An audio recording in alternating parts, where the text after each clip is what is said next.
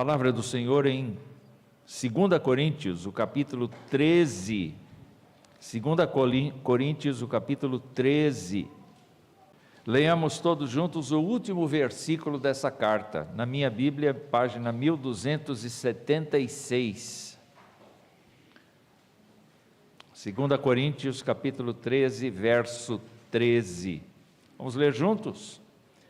A graça do Senhor Jesus Cristo e o amor de Deus e a comunhão do Espírito Santo estejam com todos vocês. Na verdade, esta é literalmente a bênção apostólica que os pastores são autorizados a impetrar quando eles são ordenados. Quando nosso irmão licenciado Estevão for ordenado, o primeiro ato dele como ministro praticamente será a impetração da bênção apostólica. Nós todos podemos ler esse texto bíblico e rogar estas bênçãos de Deus sobre qualquer pessoa. Mas o ato da impetração desta bênção pertence ao ministro regularmente ordenado na igreja presbiteriana. É assim que a gente entende. Mas, meus irmãos, esta é a bênção mais ampla e mais completa que o apóstolo Paulo proferiu em todas as suas cartas. E justamente para quem? Para uma igreja extremamente problemática, uma igreja extremamente difícil, uma igreja que tinha vários problemas internos e uma igreja que contestava, de certa maneira ou parcialmente, o seu apostolado. Era uma igreja difícil.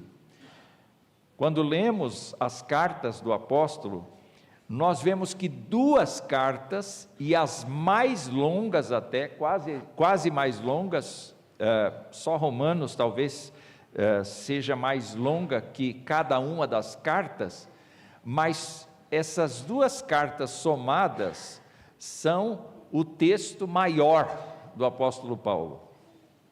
E ele briga com esta igreja, ele discute com esta igreja, porque esta igreja é uma igreja absolutamente rica em dons, é uma igreja que teria tudo para ser uma igreja profundamente abençoada, mas falha miseravelmente, porque o seu proceder vai longe do que a palavra de Deus comanda. No entanto, o oposto disso é que ele formula a bênção mais ampla, mais completa, e vocês observam que ele envolve aqui 3 pessoas. A graça de quem, quero dizer? Do Senhor Jesus Cristo. O amor de quem? O amor de Deus. E a comunhão de quem? Do Espírito Santo. Vocês veem que estão aí listadas nesta bênção as 3 pessoas da Trindade.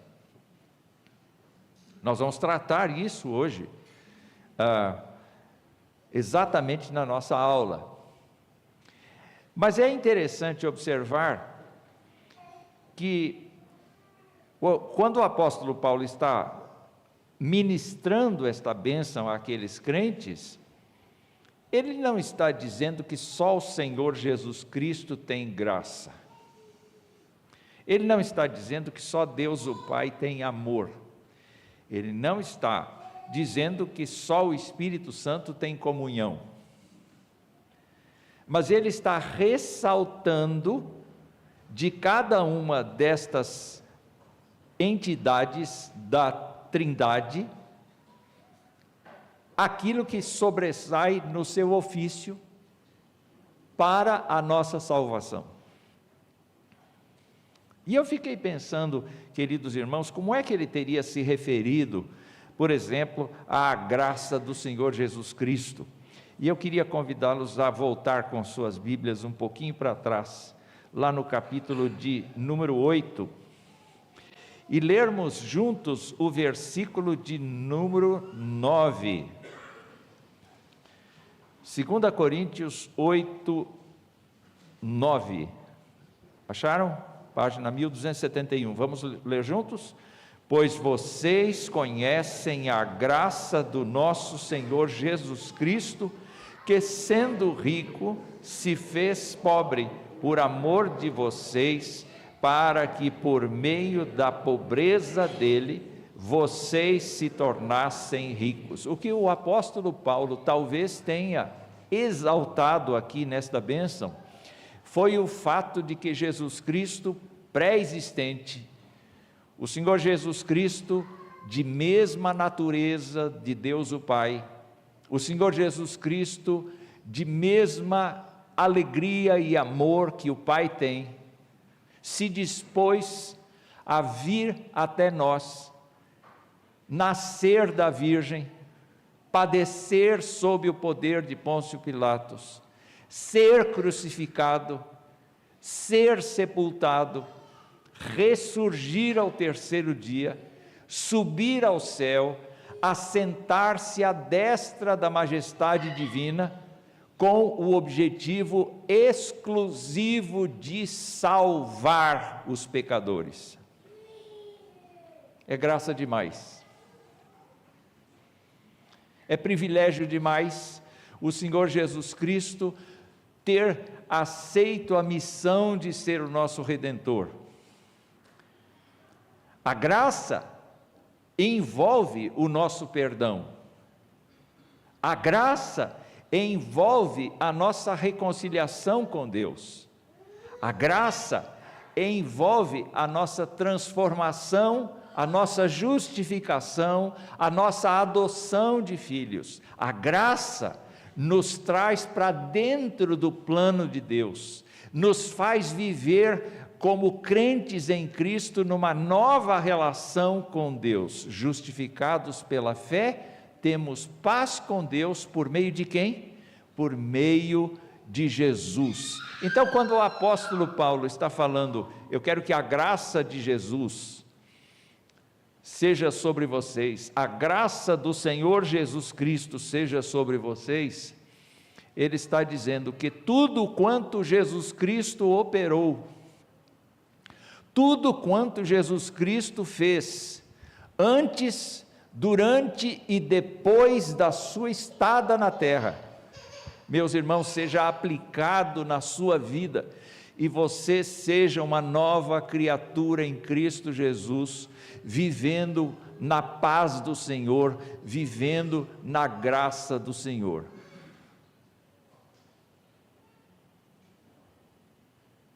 Você vive nessa graça? Você entende que esta graça é um presente de Deus? Você entende que esta graça do Senhor é a única coisa possível para que você tenha vida e vida em abundância e vida eterna? Não são as coisas que nós produzimos que produz a graça, não são as coisas que nós entendemos que fazem com que a graça seja real. Pelo contrário, a graça é um dom gracioso, a graça é um favor divino, a graça é o perdão salvador do Senhor, e cada um de nós deve desejar essa graça. Você deseja essa graça? Você quer viver dentro dessa graça? Você quer partilhar da vitória de Jesus Cristo sobre o pecado e a condenação eterna? Para isso é necessário você estar na graça mediante a fé. Isso não é dom nosso, isso não é capacidade nossa, isso é dom de Deus. E o objetivo de Deus doar é que ninguém deve se gloriar diante dele. Todos nós carecemos da graça de Deus. Então, quando o apóstolo diz que a graça do Senhor Jesus Cristo esteja sobre vocês, estejam com todos vocês, ele está dizendo, olhe, vivam agora como crentes, porque vocês receberam o dom maravilhoso da graça de Deus. A segunda coisa que vemos aqui é que o apóstolo destaca o amor de Deus. E esse amor, o apóstolo Paulo demonstra como foi aqui no capítulo 5, o versículo 19.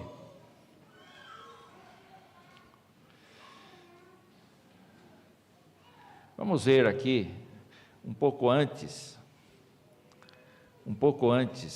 o versículo de número 17 até o 19. Vamos lá.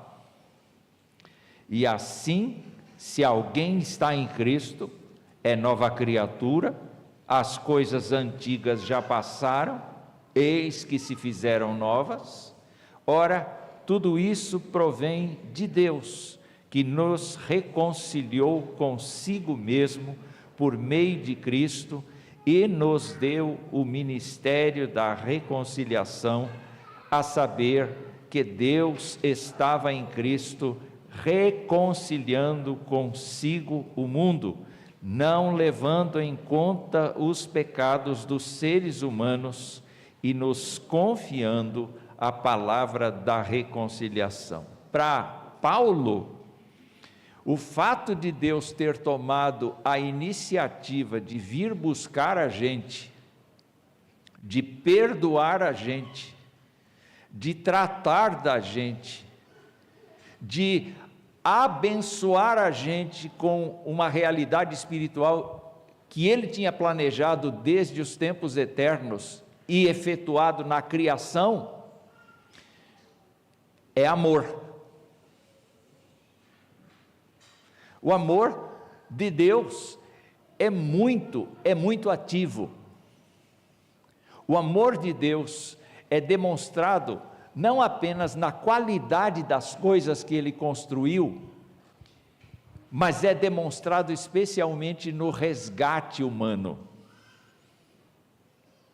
Quem somos nós para merecer alguma coisa de Deus? Nós nos achamos, não é? Nós achamos que somos competentes, inteligentes, sábios, capazes. Nós achamos que somos morais. Não, Alexandre. Nós sabemos que somos criaturas morais. Nós sabemos que somos pessoas que querem o bem, que anseiam pela paz. Mas sem o amor de Deus, tomando a iniciativa de fazer isso, não existe a mínima possibilidade de salvação, de redenção do ser humano. Então, quando olhamos para o Pai, João o identifica. Aliás, um dos versículos que a gente respondia à chamada na escola dominical quando a gente era criança, era dar a definição de Deus, não é? Então, dizia assim, quando me chamava na classe de escola dominical, a professora dizia assim: Wilsinho sou eu, Wilsinho, eu dizia, Deus é amor. Você conhece esse versículo? Repita ele. Deus é amor. Deus é amor. Mas não é um amor como nós conhecemos, o amor permissivo, o amor lascivo, o amor fraudulento. Quando o apóstolo Paulo está falando a respeito do amor, lá em 1 Coríntios 13, ele está descrevendo exatamente o caráter do amor de Deus. Ele diz, é paciente e bondoso. O amor de Deus, o amor de maneira geral, mas aqui eu quero fazer esta inclusão. O amor de Deus é paciente e bondoso. O amor não arde em ciúmes, não se envaidece, não é orgulhoso, não se conduz de forma inconveniente. Deus é absolutamente coerente. Deus busca sim os seus interesses, mas Ele busca o interesse do pecador. Ele ama demais. Ele não se alegra com a injustiça, Ele se alegra com a verdade. Ele tudo sofre, tudo crê, tudo espera, tudo suporta. E Ele jamais acaba. Quando pensamos no amor que o apóstolo Paulo tem, ele mostra que Deus ama tanto, que promove a vinda de Jesus Cristo para reconciliar com Ele mesmo o mundo. Acho bonito demais o fato de nós compreendermos que quando Deus ama, vamos lá, é protestante. Quando Deus ama, nada se interpõe ao amor dele. Tudo quanto ele tem que executar, ele executa. E o amor dele se aplica à nossa vida diária. Ele já nos salvou de uma vez, mas agora o seu amor é exercido por meio da santificação, por meio de ações que ele impõe a nós, para que nós o sirvamos com alegria de coração e respondamos em amor. Quando o apóstolo Paulo está falando com esta igreja e dizendo que o amor de Deus estejam junto com vocês, ou com todos vocês, ele diz que vocês tenham consciência de que Deus é positivo com vocês ao tratar de vocês, que Deus fez de tudo quanto Ele podia, e isso é a perfeição, para trazer vocês para o seu seio e para cuidar de vocês. E para cuidar amorosamente de vocês. Deus não é apenas o agente motivador da redenção, Deus é o planejador, é o executor, Deus é aquele que está por trás de todo o conjunto da obra de redenção, por conta do seu amor. E o apóstolo termina dizendo que a comunhão do Espírito esteja com vocês. Quando ele ressalta a comunhão, o entendimento que ele tem, meus irmãos, é o entendimento de que quem promove a unidade da igreja é o Espírito do Senhor. Se você parar para pensar, Deus está sentado num alto e sublime trono, diz a Bíblia em Isaías, mas Deus também está sentado no coração do contrito, do abatido de espírito, para vivificar o espírito do abatido. Como é que ele fez isso? Ele fez isso pela mediação de Jesus Cristo.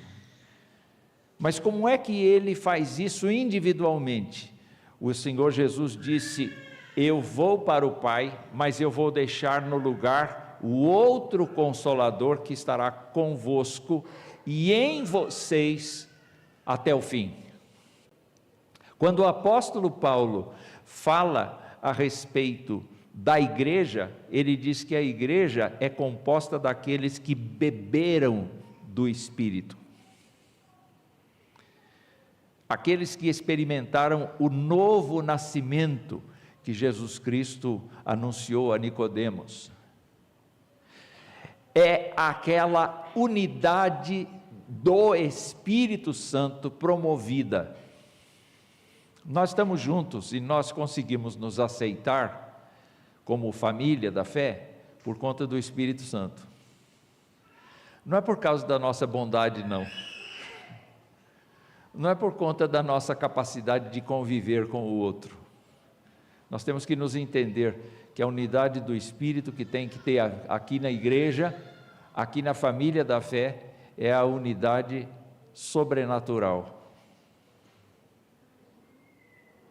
O sangue de Cristo tem que correr nas nossas veias. É por isso que a gente tem a Santa Ceia, por exemplo, que é o momento em que nós comungamos com o Senhor. E o Espírito do Senhor é aquele que permanece em nós como selo de Deus até o fim dos nossos dias. Então, se você perguntar, um crente pode perder a salvação? De que jeito ele pode perder? Se Deus a projetou, Deus o Pai a projetou, Cristo Jesus a executou e o Espírito Santo a infundiu em nós. De que jeito o crente pode perder a salvação? Ele não pode perder a salvação, porque a salvação não é coisa dele. Mas onde entra a participação humana na salvação?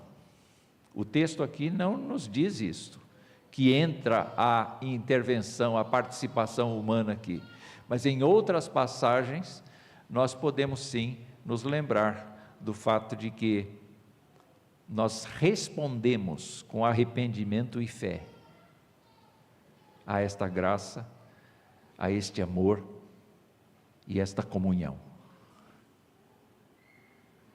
Então eu queria pedir que vocês lessem outra vez o texto de 2 Coríntios 13:13 e nós recordássemos aqui mais uma vez esta bênção e entendêssemos que ela tem significados muito mais profundos do que eu disse aqui, foi en passant aqui, mas que Deus ajude cada um de nós a entender. Vamos lá? A graça do Senhor Jesus Cristo e o amor de Deus e a comunhão do Espírito Santo estejam com todos vocês. Que Deus nos abençoe.